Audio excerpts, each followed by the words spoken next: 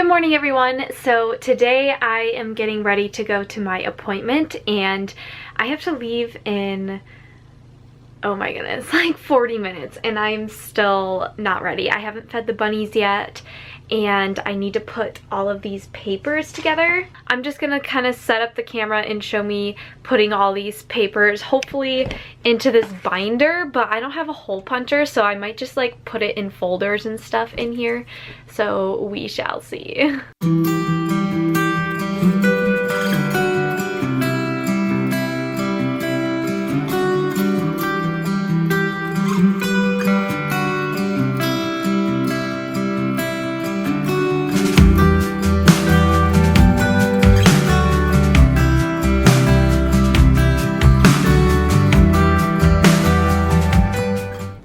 Here at the doctor and just waiting for them to come in. So just a quick note, I'm gonna connect yesterday's footage with today's footage, so there'll be 2 days in one vlog just because I was at the doctor all day and in the car all day and I didn't get a chance to sit down with you guys and vlog. So this is going to be today's footage right here. Good morning, everyone. So I am in the car right now with Milo. He is back in that kennel over there and I just got him neutered. So it is 12 o'clock in the afternoon right now and I had to get up at 5:30 this morning to drive him to my vet to get him neutered, and my vet is an hour and a half from me just because that's the vet my rabbits go to, so that's the vet I take him to, and so it's like an hour and a half drive for me to go get him neutered. But that's okay, he's neutered, he's fine. He got all his blood work, he's completely healthy, so now I am going to go ahead and drive home because I think he is really probably wanting to get out of his kennel, but I've been told that he is as high as a kite right now, which I thought was really funny. They're like, yeah, your cat is pretty high right now. Basically, they like have him on a bunch of pain meds and he's just kind of like, la la la. So they told me that he can be like kind of hyperactive with it. So yes, so I am gonna go ahead and go and drive home. Hi, Milo. What are you doing? Oh, you're so cute. All right, so I just got home from the vet with Milo. He is doing great. He is a little bit crazy because he is like on a bunch of pain meds, so he's kind of loopy. And he's like running all over the house, so which is hard because you're trying to like restrict his running because he just had a minor surgery. So anyways, I just got home from that, but I thought I would update you guys on how the doctor's appointment went yesterday, and I am playing with my pillow that I am trying to work on while I'm talking to you. So first of all, if you guys don't know why I have been going to a cardiologist or a doctor or whatever, I briefly mentioned it in my first vlog, which I will link up in the iCard. Let's see where this is. Is it this corner? Or am I wrong? Is it this corner? I don't remember. I'll link it up in the iCard. And I kind of briefly explained what's going on. I've just been having heart rate issues. But basically, when it all boils down to it, I've been having issues with passing out and very high heart rates. So I went into the appointment not knowing if I was going to come out with no answers, or if I was going to come out with a diagnosis, or if I was going to come out somewhere in the middle. I was just like totally clueless and very, very nervous, out of my mind. So when I got there, we started out by doing a poor man's tilt table test. That's not the clinical term for it, but I can't pronounce the clinical term, so I'm just gonna say a poor man's tilt table test.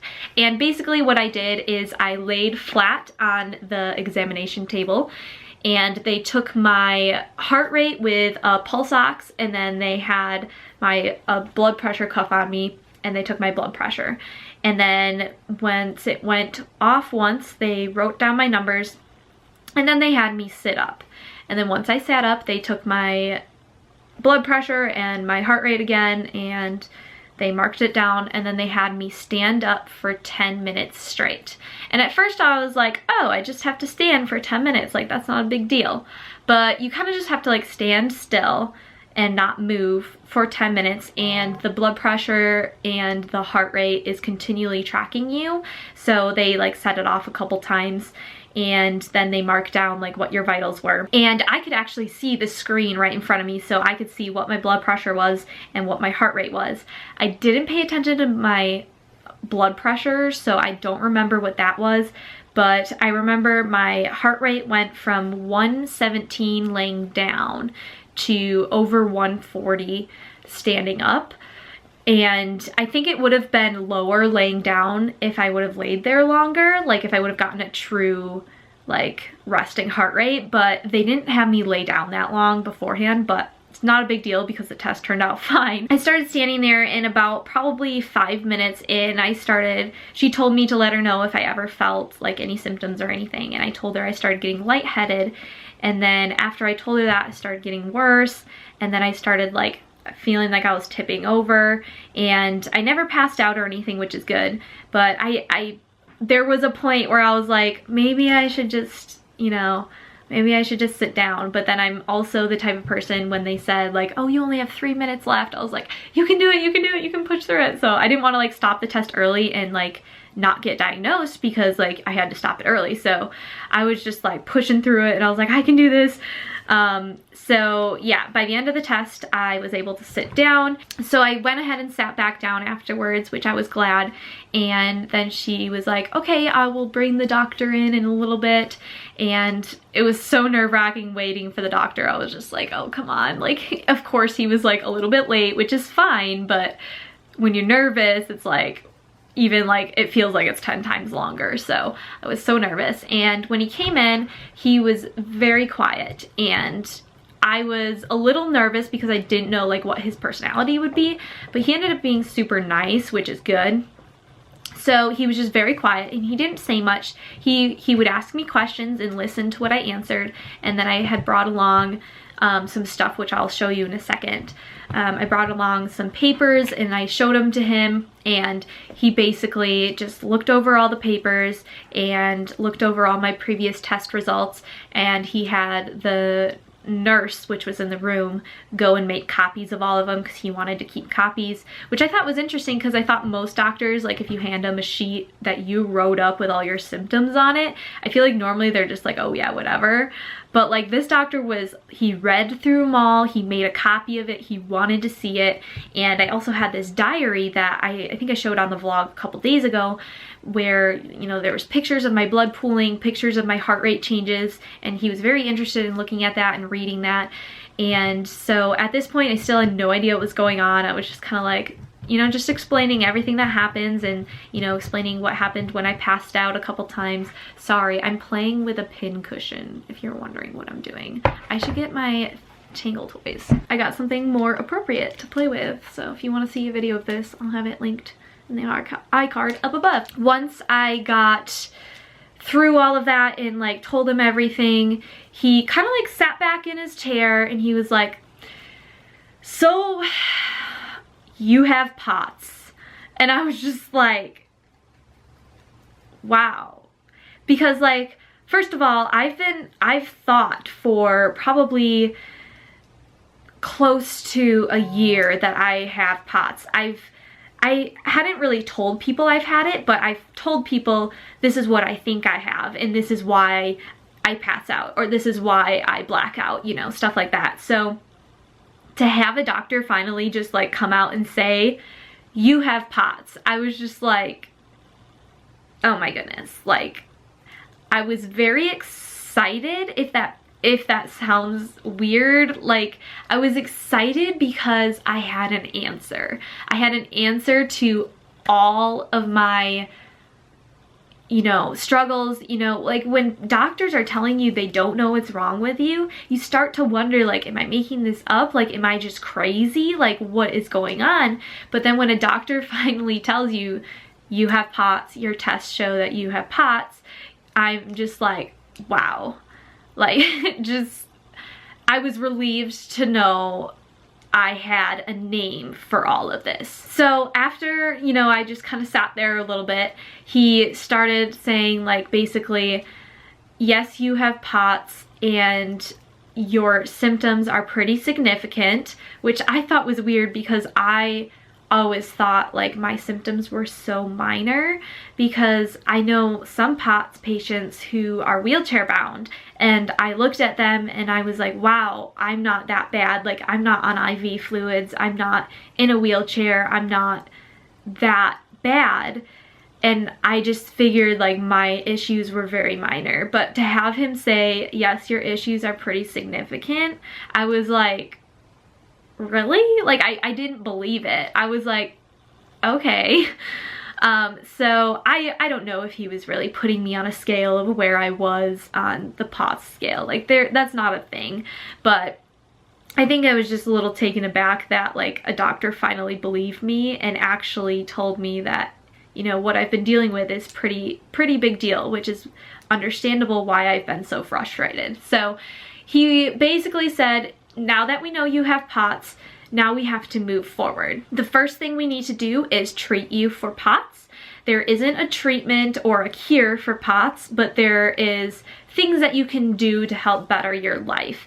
So there's lifestyle changes, there's medication changes, there's, you know, diet changes.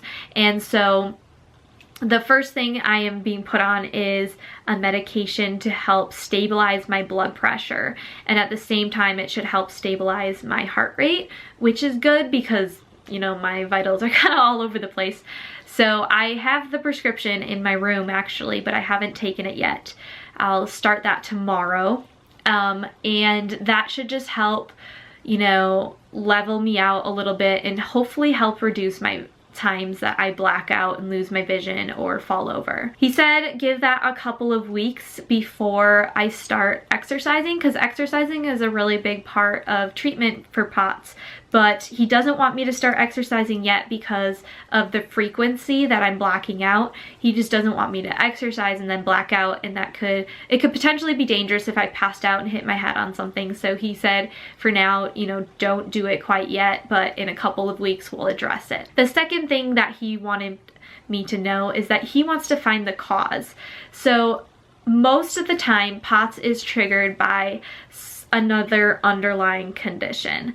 So a lot of the times those conditions are autoimmune disorders, and so he has a bunch of blood work that I am supposed to get in the next, I didn't know this, I was supposed to get the blood work right after my appointment, but there was a miscommunication and I ended up going home without the blood work. So right now I'm on the phone with the doctors trying to get the blood work sent to my hometown because I live like 3.5 hours away from the doctor. So we're trying to figure that out, but basically I have like a whole lab sheet that I need to just get all that blood work done, and they're gonna test me for a bunch of things. After the blood work, depending on how it comes back, if it comes back negative or positive, we'll like either treat what we find out, or if we don't find anything out, I think there might be further testing he wants to do.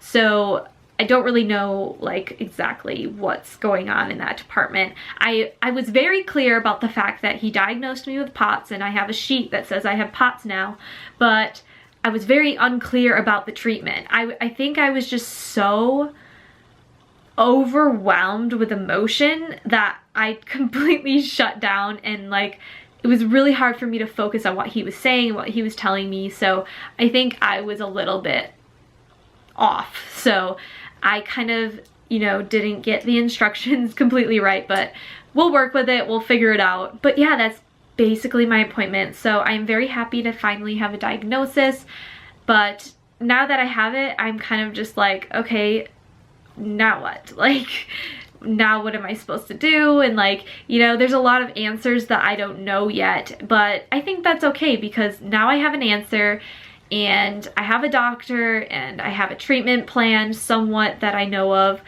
So yes, we're pointed in the right directions towards getting help and getting treatment. I wanted to show you what I brought with to the cardiologist, like to my appointment, so that you guys knew kind of what I brought and like what I showed him. But this video is probably very long, so I'm gonna cut it off here, and in tomorrow's vlog, which is Friday, I really don't have that much going on. So I'll sit down with you tomorrow and show you the bag that I brought with all of the stuff inside of it. But yeah, that's pretty much it for this video. I hope you all enjoyed. Let me know down below if you guys want to see a video specifically designated to my POTS diagnosis. Basically kind of explaining my symptoms, what POTS is, how I was diagnosed, and like all the issues I had to go through beforehand, like all the different doctors I've been to. And because, you know, getting a POTS diagnosis is very, very hard and very, very emotional. And I think sometimes, you know, I think it would be helpful for people to see, like, I think that would have been helpful for me to see someone else's journey in getting a diagnosis. But yeah, leave that down in the comment below if you want to see that. And I will see you guys very soon on a new video. Bye.